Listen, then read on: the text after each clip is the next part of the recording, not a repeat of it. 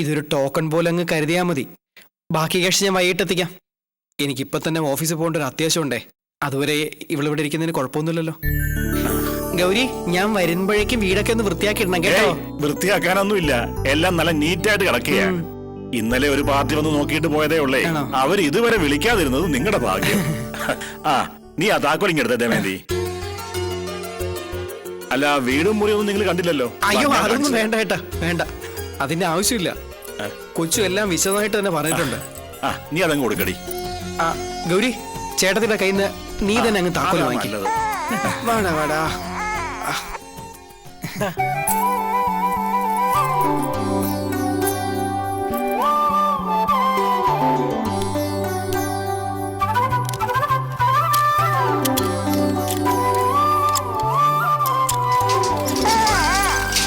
ചൂടാ.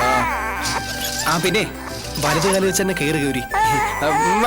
കരയണ്ട കരയണ്ട.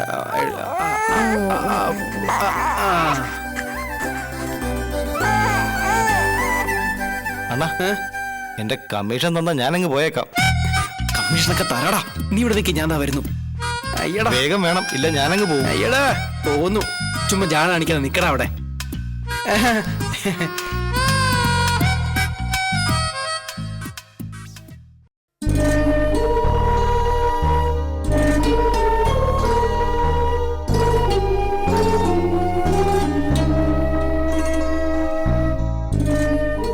എങ്ങനെയുണ്ട്? വീടൊക്കെ ഇഷ്ടമായത് എനിക്ക്. എന്തിനാ നമ്മൾ കല്യാണം കഴിച്ചവരാണെന്ന് അവരോട് കള്ളം പറഞ്ഞത്? എന്നോടൊരു വാക്ക് പോലും ചോദിക്കാതെ എന്ത് ധൈര്യത്തിൽ ഇയാളിങ്ങനെ ചെയ്തേ? ഇത് ഭയങ്കര ബോറായിപ്പോയി ശങ്കർ. സോറി. പറഞ്ഞാൽ ഇയാൾ സമ്മതിക്കില്ല എന്നുള്ളത് എനിക്ക് ഉറപ്പായിരുന്നു. നോക്കൂ ഗൗരി, ഇപ്പൊ ഈ വീട് തരപ്പെട്ടത് തന്നെ ആ ഒരു കള്ളത്തരത്തിന്റെ ബലത്തിലാ. കുഞ്ഞുമായി തങ്ങാൻ തനിക്ക് മറ്റൊരിടവും ഇന്നത്തെ ദിവസം തരപ്പെടില്ല എന്ന് ഉറപ്പായപ്പോഴാ കൊച്ചു ഇങ്ങനൊരു ഐഡിയ പറഞ്ഞത്. ആ ഹൗസ് ഓണർ പറയുന്നതൊക്കെ താനും കേട്ടതാണല്ലോ. ഇത് ചേച്ചിക്ക് അവിഹിതമായി പിറന്ന കുഞ്ഞാണെന്നും താൻ ആരോരും ഇല്ലാത്ത ഒരാളാണെന്നും കൂടി അറിഞ്ഞാ ആരും തനിക്ക് അഭയം തരില്ല. പിന്നെ ഈ കുഞ്ഞുമായി താൻ എങ്ങോട്ട് പോകും? കൊല്ലാനൊരു അവസരം നോക്കി നടക്കുന്നവർക്കിടയിൽ തന്നെയും ഈ പിഞ്ചുകുഞ്ഞെയും തനിച്ചാക്കി പോയിട്ട് എന്ത് സമാധാനത്തോടെയാണോ ഞാൻ വീട്ടിലിരിക്കേണ്ടത്? ഇതാവുമ്പോ സഹായിക്കാൻ തൊട്ടടുത്തൊക്കെ ആൾക്കാരുണ്ട്. ഇടയ്ക്ക് എനിക്കും വന്ന് കാര്യങ്ങളൊക്കെ അന്വേഷിച്ചിട്ട് മടങ്ങാം. പിന്നെ ഒഴിഞ്ഞൊരു സ്ഥലമായതുകൊണ്ട് താനിവിടെ ഉണ്ടെന്ന് ആരും അറിയത്തുമില്ല. ചെറിയൊരു കള്ളം പറയുന്നതുകൊണ്ട് ഒരുപാട് ഗുണങ്ങളുണ്ടെന്ന് തോന്നിയതുകൊണ്ടാണ് തന്നോട് പോലും ആലോചിക്കാതെ ഞാൻ ആ കള്ളം പറഞ്ഞത്. അതിനിങ്ങനെ പിണങ്ങണോ? ഒക്കെ എനിക്ക് മനസ്സിലാകും ശങ്കർ. പക്ഷെ എന്തോ നമ്മളീ കാണിക്കുന്നതിനോടൊന്നും മനസ്സുകൊണ്ട് എനിക്ക് പൊരുത്തപ്പെടാനാവുന്നില്ല. നമ്മുടെ മുമ്പിൽ മറ്റു വഴികളില്ലാഞ്ഞിട്ടല്ലേ ഗൗരി? അതെന്താ താൻ മനസ്സിലാക്കാത്തത്? നമ്മൾ മോശമായിട്ടുള്ള രീതിയിൽ ചിന്തിക്കുകയോ പ്രവർത്തിക്കുകയോ ഒന്നും ചെയ്യുന്നില്ല. പിന്നെ നിലനിൽപ്പിനെ ചെറിയ ചില കള്ളത്തരങ്ങൾ. നോക്ക്, തെറ്റ് ചെയ്തു എന്നുള്ള തന്റെ ഈ ഗിൽറ്റി ഫീലിംഗ് ആണ് ആദ്യം മാറ്റേണ്ടത്. തൽക്കാലം ഈ കള്ളത്തരങ്ങൾ പൊളിയാതെ പിടിച്ചു നിൽക്കേണ്ടത് നമ്മുടെ ആവശ്യം കൂടിയാണ്. ഇയാൾ ഇനി വേറൊന്നും ആലോചിക്കണ്ട. ഞാൻ പോയി കുറച്ച് അരിയും സാധനങ്ങളൊക്കെ വാങ്ങിയിട്ട് വരാം. പിന്നെ ഭാര്യ ഭർത്താക്കന്മാരാണെന്നൊക്കെ പറഞ്ഞെങ്കിലും രാത്രി എനിക്കിവിടെ തങ്ങാൻ പറ്റില്ലല്ലോ. തിരിച്ചു വരുമ്പോഴേക്കും ഹൗസ് ഓണറെ വിശ്വസിപ്പിക്കാൻ പറ്റുന്ന എന്തെങ്കിലും ഒരു കള്ളം കണ്ടുപിടിക്കണം. താൻ വേണ്ട സാധനങ്ങളുടെ ലിസ്റ്റ് ഉണ്ടാക്കണം. അത് ഞാൻ വിളിക്കുമ്പോൾ പറഞ്ഞു തന്നാ മതി. എന്നാ ഞാൻ പോട്ടെ. ശങ്കർ, വൈകിട്ട് ഹൗസ് ഓണർക്ക് 20,000 രൂപ കൊടുക്കണ്ടേ? എവിടുന്ന് ഒപ്പിക്കും അത്രയും കാശ്? താമസിക്കാൻ ഒരിടെ എങ്ങനെ തരപ്പെടുത്തും എന്നുള്ളതായിരുന്നു എന്റെ ഏറ്റവും വലിയ ടെൻഷൻ. ഏതായാലും അതൊത്തില്ലേ. അതുപോലെ ഇതും നമ്മൾ ഒപ്പിക്കൂടോ. താൻ ടെൻഷൻ അടിക്കാതെ. പിന്നെ ഞാൻ നേരത്തെ പറഞ്ഞ ലിസ്റ്റ് ഉണ്ടാക്കി വെക്കണേ. ഒരു അരമണിക്കൂറിനകത്ത് ഞാൻ വിളിച്ചോളാം. പോട്ടെ.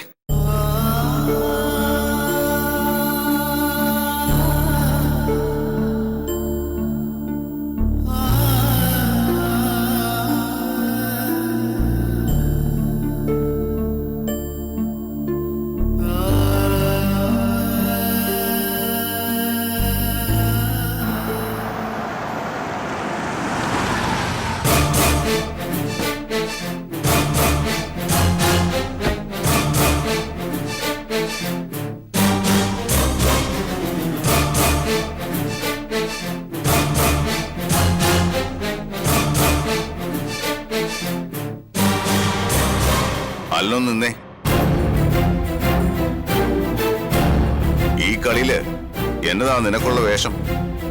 അത് പറഞ്ഞിട്ട് പോയാ മതി. ക്ഷമിക്കണം, നിങ്ങൾ ഉദ്ദേശിക്കുന്നത് എന്താണെന്ന് എനിക്ക് മനസ്സിലായില്ല. നീ അങ്ങനെ ഒരുപാട് പൊട്ടം കളിക്കില്ല അളിയാ. ആരും ഇതിൽ ഇടപെടണ്ട. ഇത് ഞാനും എന്റെ മരുമോനും തമ്മിൽ തീർത്തോളാം.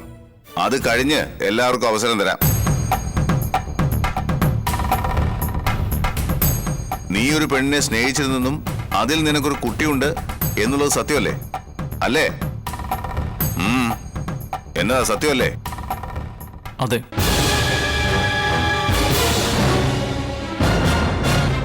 ഇപ്പോഴും എന്റെ മരുമോൻ ആ പെങ്കൊച്ചിനെ സ്നേഹിക്കുന്നുണ്ടോ? അതായത് ഭാര്യയായി കൂടെ താമസിപ്പിക്കാൻ ആഗ്രഹമുണ്ടോന്ന്? എന്നതാ, ഉണ്ടെന്നോ അതോ ഇല്ലെന്നോ?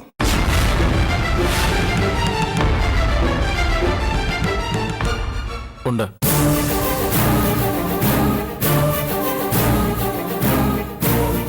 എന്നാ ആ പെണ്ണിപ്പോ ഇവിടെ എന്റെ കുടുംബത്തുണ്ട്.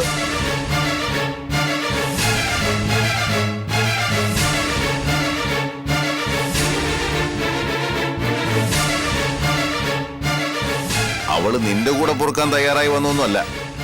അവളിപ്പോ എന്റെ മൂത്ത മകന്റെ ഭാര്യയായിട്ടാ ഈ വീട്ടിൽ വന്നിരിക്കുന്നത്.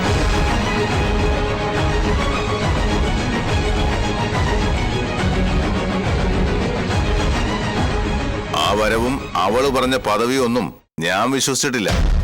ഇനിയൊരൊറ്റ കാര്യം എനിക്കറിയാനുള്ളൂ. ഇങ്ങോട്ടുള്ള അവളുടെ വരവിൽ നിനക്കെന്തെങ്കിലും പങ്കുണ്ടോ? നീ നേരത്തെ പറഞ്ഞ ഉത്തരങ്ങളെല്ലാം സത്യമാണെന്ന് എനിക്കറിയാം. അതുപോലെ തന്നെ ആയിരിക്കണം ഇനി പറയാൻ പോകുന്ന ഉത്തരവും. അതുകൊണ്ട് മരുമോൻ നന്നായിട്ടൊന്ന് ആലോചിച്ചിട്ടേ മറുപടി പറയാവൂ. ഇതിൽ നിനക്ക് എന്നതേലും മനസ്സറിവുണ്ടെങ്കിൽ അതിപ്പോ ഇവിടെ വെച്ച് പറയണം.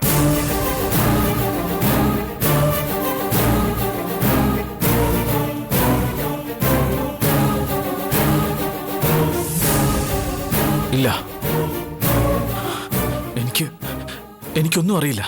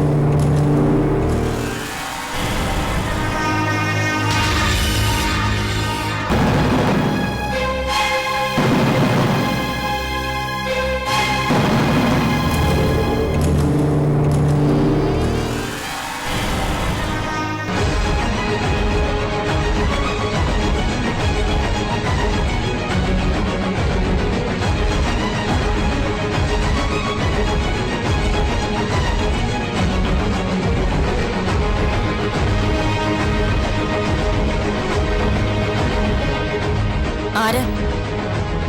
എക്സ്ക്യൂസ് മീ, ആരാന്നാ ചോദിച്ചത്? നീ ഇവിടെ? നീയോ? എന്താ മിസ്റ്റർ, നീയൊന്നൊക്കെ അഡ്രസ് ചെയ്യാൻ മാത്രം നിങ്ങളും ഞാനും തമ്മിൽ എന്താ ബന്ധമെന്ന് എനിക്ക് മനസ്സിലായില്ല. നിങ്ങൾ ഈ വീട്ടിലെ അംഗമാണോ? ആണെങ്കിലും അല്ലെങ്കിലും നീ എടിയെന്നൊന്നും സംബോധന ചെയ്യുന്നത് എനിക്ക് ഇഷ്ടമല്ല. ഗായത്രി, അതാണ് എന്റെ പേര്. എന്തെങ്കിലും സംസാരിക്കാനുണ്ടെങ്കിൽ അങ്ങനെ വിളിച്ച് സംസാരിക്കാം. പിന്നെ ഒരു കാര്യം കൂടി, ഇന്നലെ വരെ നിങ്ങൾ ഈ റൂമിലേക്ക് കയറി വന്നത് എങ്ങനെയാണെന്ന് എനിക്കറിയില്ല. പക്ഷേ ഇനി മുതൽ ഇങ്ങനെ തന്നിഷ്ടത്തോടെ കയറി വരാൻ പാടില്ല. ഇതൊരു സ്വകാര്യ റൂമാണ്. ഭാര്യ ഭർത്താക്കന്മാരുടെ റൂമിലേക്ക് കയറി വരുമ്പോ മിനിമം ഒന്ന് നോക്കിയാലുള്ള മര്യാദയെങ്കിലും കാണിക്കണം. ഇനി പറയൂ, എന്തിനാ നിങ്ങൾ വന്നത്? എന്നോട് എന്തെങ്കിലും പറയാനാണോ, അതോ എന്റെ ഭർത്താവിനെ കാണാനോ? Stop this nonsense.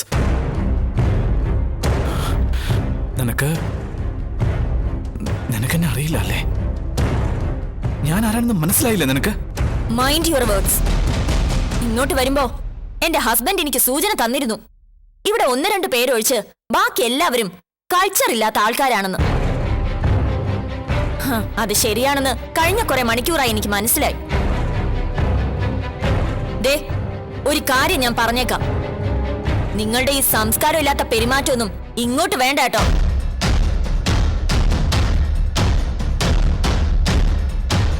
പിന്നെ നിങ്ങളെന്തോ ചോദിച്ചല്ലോ? ആ, നിങ്ങൾ എനിക്കറിയില്ലേന്ന്. ഇപ്പോഴാ ഞാൻ ശ്രദ്ധിച്ചത്. എന്നെ BBA പഠിപ്പിച്ചിരുന്ന ഒരു അധ്യാപകന്റെ മുഖഛായയുണ്ട് നിങ്ങൾക്ക്. ആളൊരു ഫ്രോഡായിരുന്നു. മോഹന വാഗ്ദാനങ്ങൾ നൽകി പെൺകുട്ടികളെ പറഞ്ഞു പറ്റിച്ച് കാര്യം കാണല പ്രധാന പണി. കൂട്ടത്തിൽ ഞാനും പെട്ടുപോയിട്ടുണ്ട്. പക്ഷേ അതൊന്നും ഇപ്പൊ എന്നെ ബാധിച്ചിട്ടില്ല. എന്താ, ഇനി എന്തെങ്കിലും അറിയാനുണ്ടോ?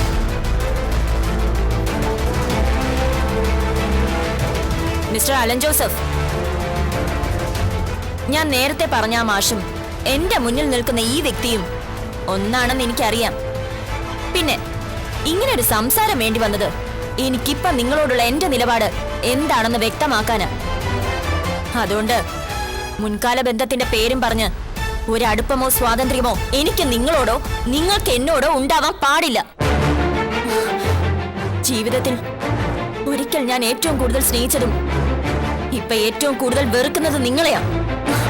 മേലിൽ പഴയ ഗായത്രിയാണെന്ന് അവകാശവും പറഞ്ഞ് എന്റെ മുന്നിൽ വരരുത്.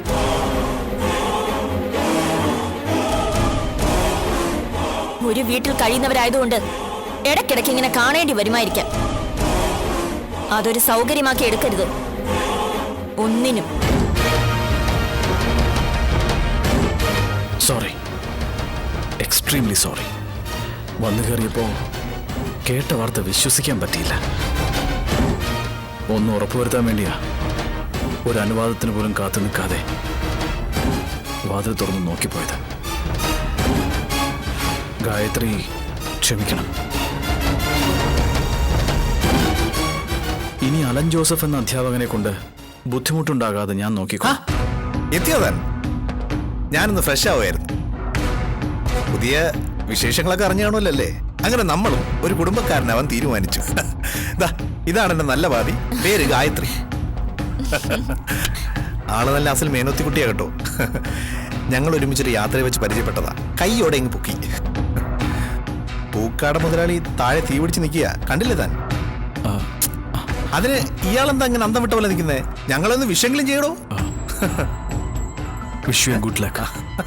ഓ, വരവ് വെച്ചേ അല്ലേടി? ഈ ഇച്ചായന്റെ ഒരു കാര്യം. വന്നേ.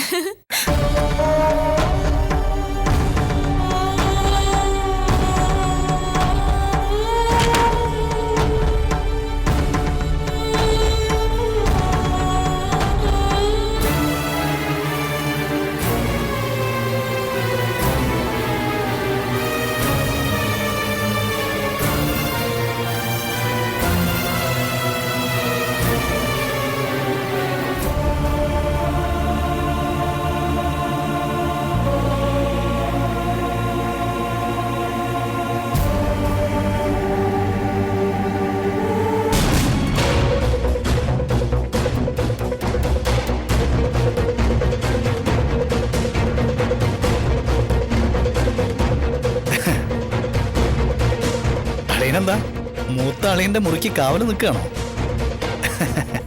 അളിയൻ പേടിക്കണ്ട, എന്റെ മൂത്ത ചേട്ടനായതുകൊണ്ട് പൊക്കി പറയല്ല ഞാൻ. അവൻ ആള് ഡീസന്റാ. സൂക്ഷിക്കാൻ ഏൽപ്പിച്ച മുതല് ഒരു പോറല് പോലും ഏൽക്കാതെ കാത്തോളൂ. അതുകൊണ്ട് നീ ഇങ്ങനെ ഇവിടെ ഉറക്കളച്ച് കാത്തു വെക്കേണ്ട കാര്യമൊന്നുമില്ല. അവനെ ഒന്ന് തൊട്ടുപോലും നോക്കില്ല അവളെ. എന്നതാടാ നീ നോക്കി പേടിപ്പിക്കുന്നേ? ഞാൻ പറഞ്ഞതാ അങ്ങോട്ട് സൂചിച്ചില്ല നിനക്കല്ലേ? അളിയനും കൂടി ഞങ്ങളെ അങ്ങ് മണ്ടന്മാരാക്കാന്ന് കരുതി അല്ലടാ? ദേ ബെന്നിച്ച, ക്ഷമയ്ക്കൊരു പരിധിയുണ്ടേ. നിന്റെ അപ്പച്ചൻ പറയുന്നതും ചോദിക്കുന്നതൊക്കെ ഞാൻ കേട്ടോണ്ട് നിൽക്കുന്നത് ആ മനുഷ്യന്റെ പ്രായത്തെ മാനിച്ചിട്ടാ. അത് കണ്ടോണ്ട് നീ വെറുതെ തൊള്ളാൻ നിൽക്കല്ലേ. ചിലപ്പോ ഈ ബന്ധവും പദവിക്ക് ഞാനങ്ങ് മറന്നുപോകും. ഓ, എന്ന് വെച്ചാ ഇയാൾ എന്നെ വലിച്ചങ്ങ് മൂക്കി കേറ്റൂന്ന്. എന്നാ പിന്നെ ഒന്ന് കാണട്ടെ അളിയാ. നീ എന്നെ എന്നാ ചെയ്യുന്ന? ഉന്നാര അളിയാ നീയേ ദേ എവന്റെ ബലം കണ്ടുകൊണ്ട് കൊത്തക്കൂവി തുടങ്ങുന്നതെങ്കിലേ ആ പൂതി മുളയിലെ അങ്ങ് നുള്ളിയേക്കണം. നീ അവനും കൂടി ഇവിടെ കളിച്ചുകൊണ്ടിരിക്കുന്ന കങ്കട്ട് വിദ്യയുണ്ടല്ലോ, അതിനെ ഇനി വലിയ ആയുസൊന്നും ഉണ്ടാവില്ല. വേണ്ടി വന്ന പൂക്കാടൻ പൗലോസിന് അങ്ങനെ ഒരു മോനില്ലാന്ന് എന്റെ ചാച്ചൻ അങ്ങ് തീരുമാനിക്കും. മോനില്ലെങ്കിൽ പിന്നെ എങ്ങനെടാ അവന്റെ കെട്ടുകളുണ്ടാവുന്നത്? അതുകൊണ്ടേ അളിയനും കൂടി ഇവിടെ സംയുക്തമായി സംഘടിപ്പിക്കുന്ന കലാപരിപാടി ഉണ്ടല്ലോ, ഇവിടെ നടക്കുകയല്ല. നിർത്തണോ? ആര് സംയുക്തമായി സംഘടിപ്പിച്ചെന്നാ നിന്റെ പെങ്ങനെ കണ്ടുപിടുത്തം? ആരും സഹകരിക്കാതെ തന്നെ അവളെ ഞാൻ സ്വീകരിച്ചേനെ. അവളുടെ സമ്മതം മാത്രം മതിയായിരുന്നു എനിക്ക്. അല്ലാതെ നീ കരുതുന്ന പോലെ സണ്ണിച്ചനെ കൊണ്ട് കെട്ടിച്ച് അവൾക്കൊരു വാടക ഭർത്താവിനെ നിയമിച്ച് എനിക്ക് അവളെ കൂടെ പോറ്റേണ്ട ആവശ്യമൊന്നുമില്ല. പിന്നെ ഞാനിവിടെ കാവൽ നിന്നൊന്നുമല്ല. നിന്റെ ഇച്ചായന്റെ ഭാര്യയായി അവളെ ഈ വീട്ടിൽ കണ്ടപ്പോ ഞാനൊന്ന് ഷോക്കായി പോയെന്നുള്ളത് സത്യ. പിന്നെ ആലോചിച്ചപ്പോ ദൈവത്തിന്റെ കണ്ണിൽ അതാ നീതി എന്ന് എനിക്ക് മനസ്സിലായി. ഞാനും നീയും നിന്റെ അപ്പച്ചനും പെങ്ങളും ഒക്കെ ചേർന്ന് ചവിട്ടി അരച്ച് കളഞ്ഞൊരു ജീവിതം അവളുടേത്. അപ്പോ അവൾ ഈ വീട്ടിൽ തന്നെയാ ബെന്നിച്ചാ വന്ന് കയറേണ്ടത്. അത് നിന്റെ ചേട്ടന്റെ പെങ്ങളായിട്ടാണെങ്കിൽ അങ്ങനെ. കർത്താവായിട്ട് കൊണ്ടുവന്നത് അവളെവിടെ. സണ്ണിച്ചന്റെ ഭാര്യയായിട്ട് അവളിവിടെ എത്തി. ഇനിയെങ്കിലും നല്ലൊരു ജീവിതം അവൾക്ക് കിട്ടണമെന്ന് അറിയാതൊരു നിമിഷം പ്രാർത്ഥിച്ചു പോയതാ. അത് കാവൽ നിൽക്കലായിട്ട് തോന്നിയിട്ടുണ്ടെങ്കിൽ അതിന് നിന്നെ കുറ്റം പറഞ്ഞിട്ട് കാര്യമൊന്നുമില്ല. കാരണം സഹോദരനെയും അളിയനെയും ഒക്കെ സ്വന്തം ഭാര്യയോട് ചേർത്ത് വെച്ച് വായിക്കുന്ന നിന്റെ സംശയരോഗത്തിന്റെ കുഴപ്പം അത്.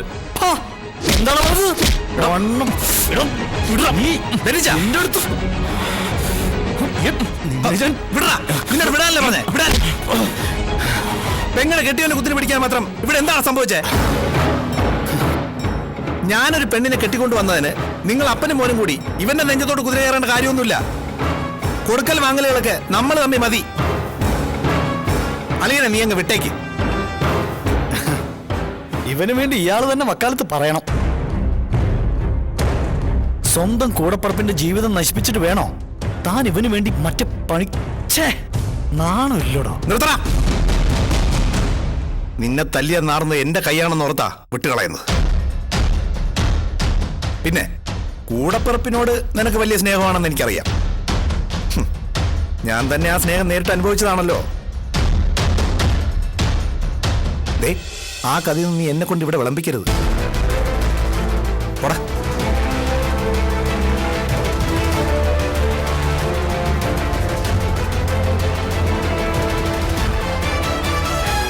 ഇവന്റെ ഈ വിരട്ടും ഭീഷണിയൊന്നും അലൻ കാര്യമാക്കണ്ട.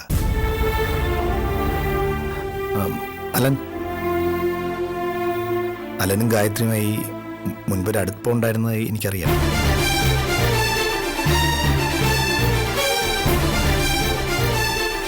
ഭാര്യയായി ഒപ്പം താമസിക്കാൻ വരേണ്ടത് ഈ വീട്ടിലേക്കാണെന്ന് അറിഞ്ഞപ്പോൾ ഗായത്രി തന്നെയാ എല്ലാ കാര്യം എന്നോട് പറഞ്ഞത്. നിങ്ങൾ വിവാഹം കഴിക്കാൻ ആഗ്രഹിച്ചതാണെന്നും അപ്പനും ബെന്നിയൊക്കെ ഇടപെട്ട അത് നടക്കാതെ പോയതെന്നും ഞാൻ അപ്പോഴാണ് അറിഞ്ഞത്.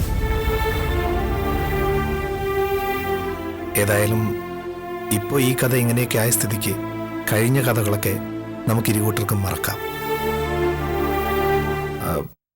ഇപ്പോ അലനെ സംബന്ധിച്ചിടത്തോളം ഗായത്രിയുടെ സ്ഥാനം എന്താണെന്ന് ഞാൻ പറഞ്ഞു തരേണ്ട കാര്യമില്ലല്ലോ.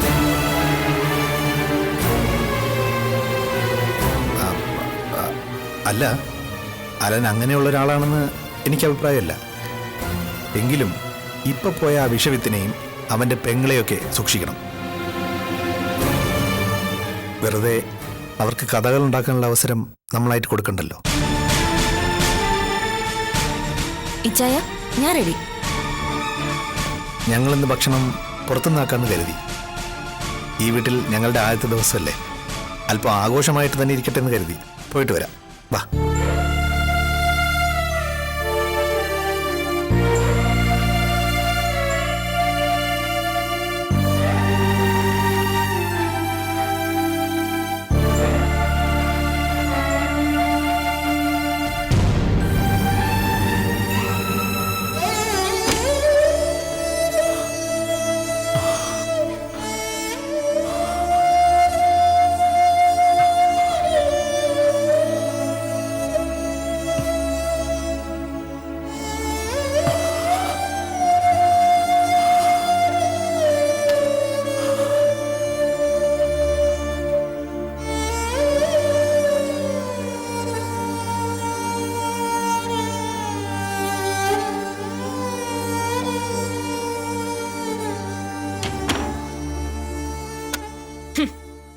എന്തൊക്കെയായിരുന്നു അന്ന് അലൻ ജോസഫിന്റെ പെർഫോമൻസ്? മൂന്നാം കിട നാടകം കളിയുടെ ഒന്നും ആവശ്യമില്ല.